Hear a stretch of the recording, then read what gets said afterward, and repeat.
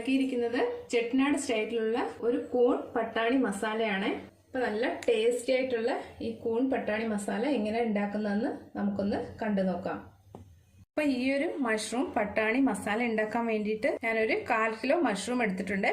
അതേപോലെ തന്നെ പട്ടാണി വേവിച്ചെടുക്കണം കേട്ടോ. ഫ്രഷ് ആയിട്ടുള്ള പട്ടാണി ആണെങ്കിൽ ഒരു 1/2 കുക്ക് നമ്മൾ വേവിച്ചെടുക്കണം. അപ്പം ഞാനിത് വെള്ളത്തിലിട്ട് കുതിർത്ത് വേവിച്ച പട്ടാണിയാണ്. അപ്പോൾ ആദ്യം നമുക്ക് ഇതിന് വേണ്ടിയിട്ടുള്ള ഒരു മസാല റെഡിയാക്കണം, ഒരു ചെട്ടിനാട് മസാല.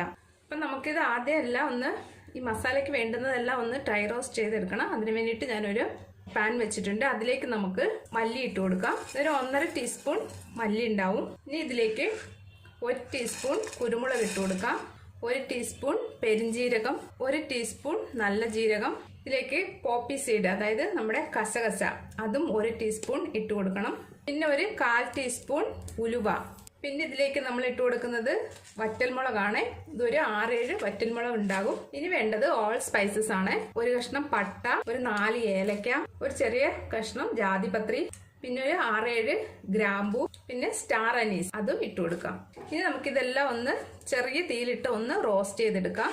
തീ കൂട്ടിയിടണ്ട, സിമ്മിൽ വെച്ചിട്ട് ഇതൊന്ന് റോസ്റ്റ് ചെയ്യാം. അപ്പം നമ്മളുടെ ഈ മസാലകളെല്ലാം നല്ല ഒന്ന് ഫ്രൈ ആയി വന്നിട്ടുണ്ട്. ഇനി നമുക്കിത് തണുത്തതിന് ശേഷം പൊടിച്ചെടുക്കാം.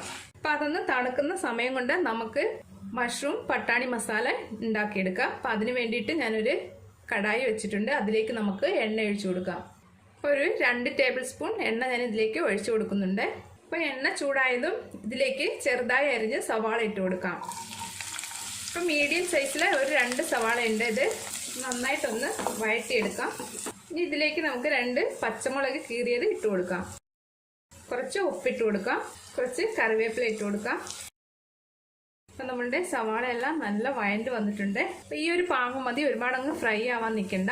ഇനി നമുക്കിതിലേക്ക് 1 ടീസ്പൂൺ ഇഞ്ചി വെളുത്തുള്ളി പേസ്റ്റ് ഇട്ട് കൊടുക്കാം. ഇതിൻ്റെ ആ പച്ച വാസന പോകുന്നിടം വരെ നമുക്കിതൊന്ന് ഇളക്കി കൊടുക്കാം. ഇനി ഇതിലേക്ക് നമുക്ക് പൊടികൾ ചേർത്ത് കൊടുക്കാം. ഒരു 1/2 ടീസ്പൂൺ മഞ്ഞൾപ്പൊടി, 1 ടീസ്പൂൺ മുളക് പൊടി കുറച്ചിട്ടാൽ മതി. കാരണം നമ്മളുടെ ആ മസാലയ്ക്ക് കുരുമുളകിൻ്റെ മുളകിൻ്റെ ഒക്കെ നല്ല എരിവുണ്ടാവും. 1 ടീസ്പൂൺ മല്ലിപ്പൊടിയും ഇട്ട് കൊടുക്കാം. ഇത് പൊടിയെല്ലാം ഒന്ന് മൂത്ത് വരുന്നിടം വരെ നമുക്കിതൊന്ന് വഴറ്റിയെടുക്കാം. ഇനി ഇതിലേക്ക് അരിഞ്ഞു വെച്ചിരിക്കുന്ന തക്കാളി ചേർത്ത് കൊടുക്കാം. ഇത് ചെറിയ ഒരു തക്കാളിയാണ് ഞാൻ എടുത്തിരിക്കുന്നത്.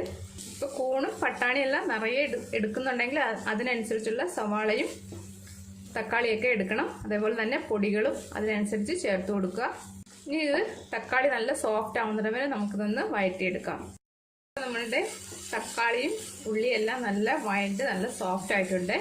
ഇനി നമുക്കിതിലേക്ക് പൊടിച്ചു വെച്ചിരിക്കുന്ന ഈ മസാല ഉണ്ടല്ലോ, ചെട്ടിനാട് മസാല, അപ്പോൾ ഞാനത് നന്നായിട്ട് പൊടിച്ചെടുത്തിട്ടുണ്ട്.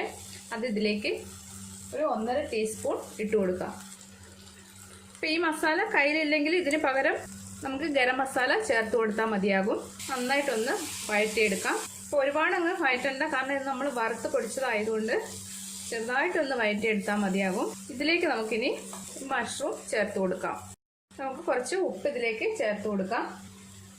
ഈ മസാല നല്ല ഒരു ടൈറ്റായിട്ടുള്ള ഒരു ബോട്ടിലാക്കി സൂക്ഷിച്ച് വെക്കാവുന്നതേ ഉള്ളൂ. നമുക്ക് ചിക്കൻ കറിക്കും മുട്ടക്കറിക്കും ഒക്കെ ഈ മസാല നമുക്ക് യൂസ് ചെയ്യാം. ഈ കൂണിൽ നിന്ന് തന്നെ കുറച്ച് വെള്ളം ഇതിലേക്ക് വരും.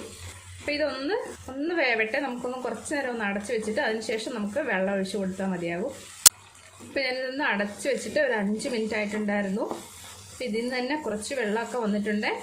ഇനി നമുക്കിതിലേക്ക് വേവിച്ച് വെച്ചിരിക്കുന്ന പട്ടാണി ഇട്ട് കൊടുക്കാം. അപ്പോൾ പട്ടാണി എത്ര വേണമെങ്കിലും നിങ്ങൾക്ക് ചേർത്ത് കൊടുക്കാം. അപ്പോൾ പട്ടാണി വേവിക്കുമ്പോൾ ഉപ്പിട്ട് വേവിക്കണം. നന്നായിട്ടൊന്ന് മിക്സ് ചെയ്തെടുക്കാം. നമുക്കിതിലേക്ക് ഒരു 1/2 കപ്പ് വെള്ളം ഒഴിച്ചു കൊടുക്കാം. ഈ മസാലയൊക്കെ ഇതിലേക്ക് നന്നായിട്ടൊന്ന് പിടിക്കട്ടെ. ഇനി നമുക്കിത് അടച്ചു വെച്ച് ഒന്ന് വേവിച്ചെടുക്കാം. അപ്പോൾ നമ്മുടെ കൂൺ പട്ടാണി മസാല നല്ല പാകത്തിന് ചാറൊക്കെ നല്ല വറ്റി റെഡി ആയിട്ടുണ്ട്.